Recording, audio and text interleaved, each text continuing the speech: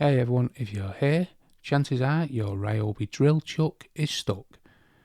And that can be super frustrating, but don't worry, I've got a few tricks to help you loosen it up and get back to work. Let's start simple. Grip the chuck with one hand and the handle with the other. Twist the chuck counterclockwise. Sometimes a bit of elbow grease is all it needs. Nope. Alright, let's move on to something stronger. If you've got a hex key, put the hex key into here. Hopefully find a hex key what is tight.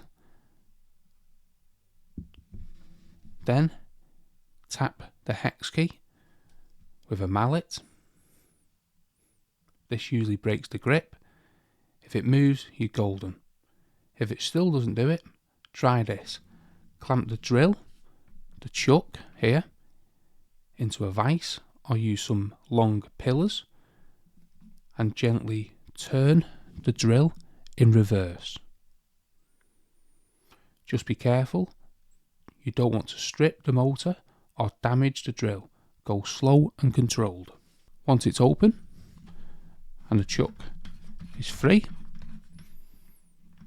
check for any dust or grime and give it a few sprays of some lubricant like WD-40.